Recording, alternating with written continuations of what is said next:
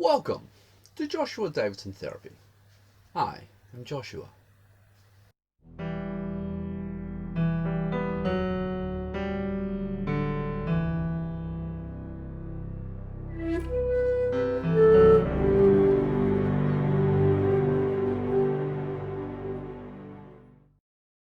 In part 1, we talked about how evolution requires diversity within a species to be strong and robust. We saw that eugenics corrupted this concept of diversity is good and changed it into diversity is bad, using the erroneous logic of God's blueprint, which led to the support of oppression, atrocities, and genocide. In part 2, we saw how the pushback to this idea led to the medical model defining all people as the same, regardless of commonly, clearly different internal biology, such as testes versus ovaries, different blood types, different immune systems, and so on. We established that it is logical that there must be more than one variant of human brain, based on the background of this. Wilhelm Wundt, I think that's how it's pronounced, opened the Institute of Experimental Psychology at the University of Leipzig in Germany in 1879 and is often considered to be the father of modern psychology.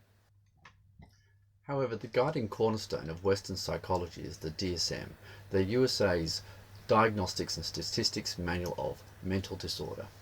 To push psychology from an art into a science required experimenting on humans and other animals to test hypotheses and rule out ideas that did not actually stand up. This is a good thing. The easiest source of human test subjects in the United States of America at the universities was students, which, due to the nature of the education decisions in the United States of America, are mostly prosperous Caucasian males. These experiments would then be compared to other results from other universities in America, strangely enough using a similar cohort, prosperous Caucasian males, which frequently validated the findings. This was the search for the baseline of normal. Once you have a baseline of normal, you can then determine what is abnormal and any deviations from this. And while their findings for prosperous Caucasian males was mostly internally consistent, it is not valid to use that data to define what not prosperous or not Caucasian or not male people should be like.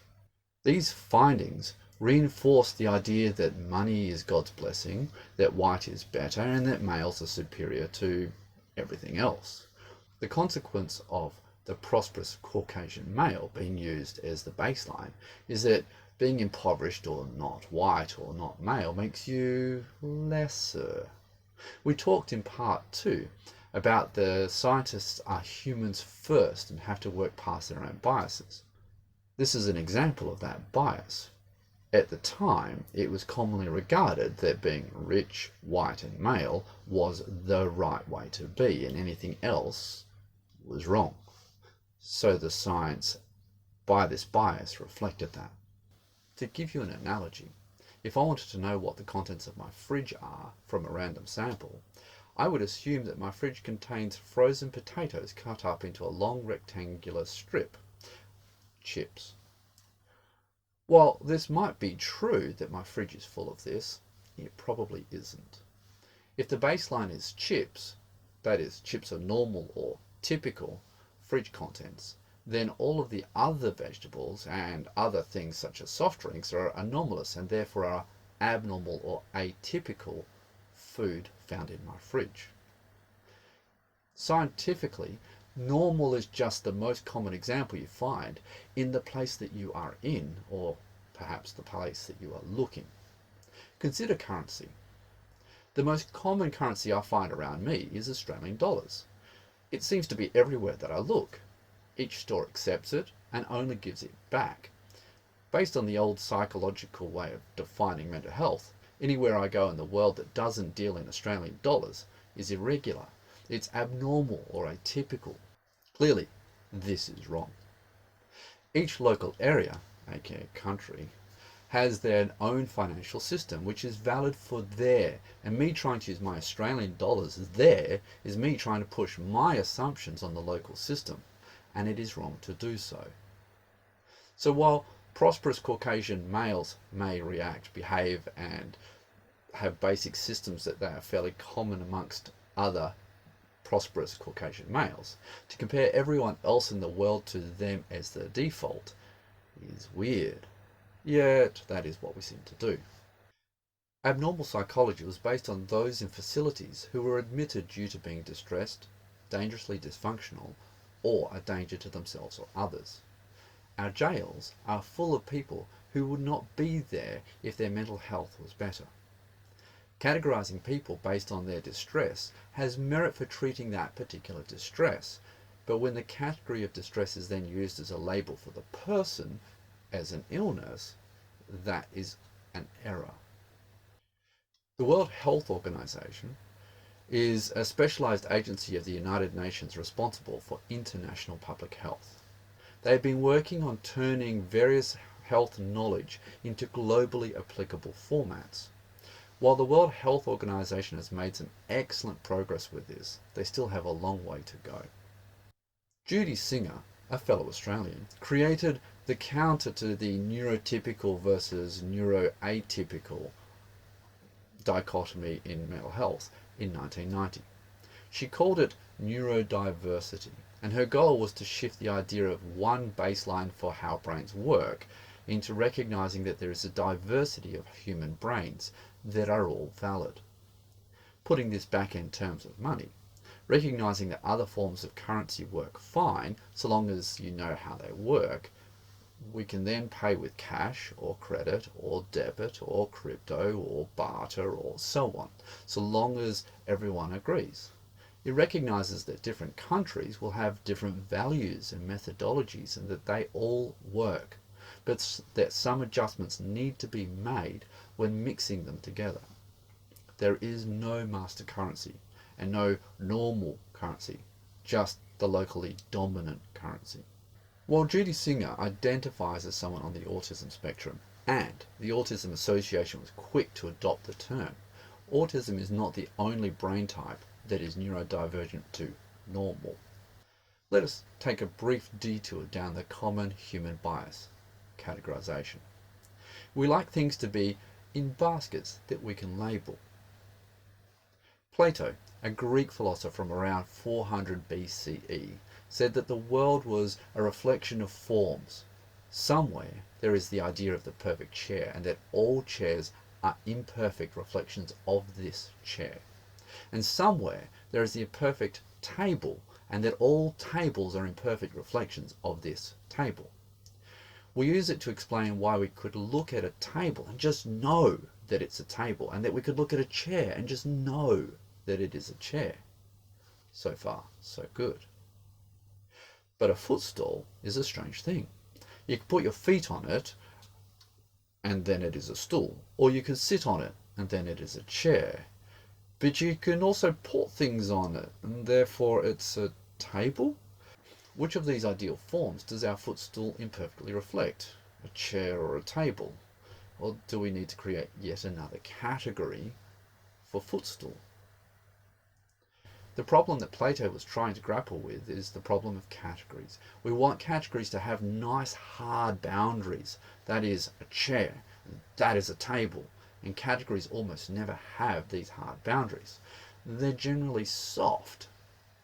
The middle of the category is firm, the outer boundaries not so firm. And a footstool is neither a chair nor a table, and it turns out that hard is not so much the thing, it's more of a spectrum. We humans love to put everything that we can into categories. It's a useful tool to simplify knowledge. I mean, after all, this is a fruit and that is a vegetable, except that's not actually how it works. The tomato is technically a fruit because it has seeds on the inside, but you don't put your tomato in fruit salad. Pumpkin and cucumber are also fruits. Fruit is a classification of vegetables. When you look at things that are not fruit, you don't get vegetables because fruits are vegetables. Vegetable is a plant or a part of a plant that is used as food. An item that we often refer to as a vegetable is the potato. And while the potato does fit in the super category of vegetable, it is actually in the subcategory of root. If we are going to separate fruit out of the supercategory vegetable, we should similarly separate roots out of the supercategory vegetable. Every plant that we eat is both a vegetable in the supercategory and also exists in its own subcategory, like fruits and roots. This is an example of where things are phrased as opposites but actually aren't. They are part of a supercategory. By defining what normal looks like, the early scientists accidentally defined everything else as abnormal rather than just different normal. It is not that the potato is not an abnormal fruit, it is that they are both vegetables. Someone who does not fit the category of prosperous Caucasian male, a category of human, is not abnormal or atypical, they're just a different category of human. While modern mental health has moved away from typical and atypical, practitioners of older ideas of mental health still cling to this idea. To quote Max Planck, a new scientific truth does not triumph by convincing its opponents and making them see the light, but rather because its opponents eventually die, and the new generation grows up that is familiar with it. That is, science progresses one funeral at a time. So, what is this neurodiversity thing? It is a recognition that there are lots of different ways that people think about ideas and process information, and that this is basic biological difference, and that it is equally valid to the brains commonly found in prosperous Caucasian males. If you recall in part 1, we discussed how evolution loves to have diversity in the species. We can see how diversity of brains allows for humans to survive and manage all kinds of environments and environmental challenges. Most of our more amazing scientific and engineering discoveries began by someone thinking outside of the box of everyone else's thinking. The dichotomy of typical versus atypical based on prosperous Caucasian males is wrong. Nor is it a spectrum from typical through diverse to atypical. Instead, we need to start thinking in a different picture. The neurotypical brain is just the most common default in your local area, and is going to be based more on the traits that people do than the colour of their skin or their sexual organs or their level of prosperity or their cultural norms.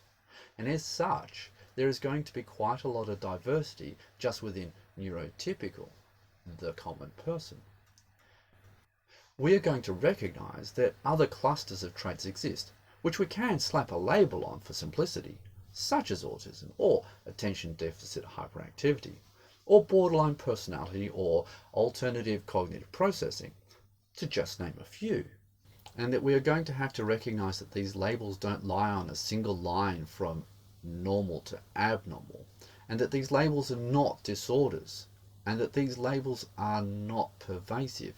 They don't tell you what the individual's favourite colour is, how tall they are, or what they want to achieve in life. A simple typical or atypical picture of mental health is wrong, and a single axis of neurodiversity is also wrong. Neurodiversity is more intelligently shown as traits on multiple axes, but even that is simplistic. We need to remember that while labels are convenient for quick evaluation, they can blind us into thinking that everything can be labelled and that nothing exists between those labels, and that things that can be labelled then can't move between the labels as they grow. If all brain types are valid, then what is mental health all about then? Neurodiversity shifts mental health from defining what is a normal brain and an abnormal brain, and recognizing that is based on an erroneous definition, to instead focusing on what is healthy and what is unhealthy. The shift in this focus is from defining the person to defining the trait. It allows for a range of different lifestyles and processing methods to be included as healthy, and defines mental illness instead as mental distress, life dysfunction, and choices that endanger the self and others. Each of these can actually be addressed without invalidating the person. Thank you for your time.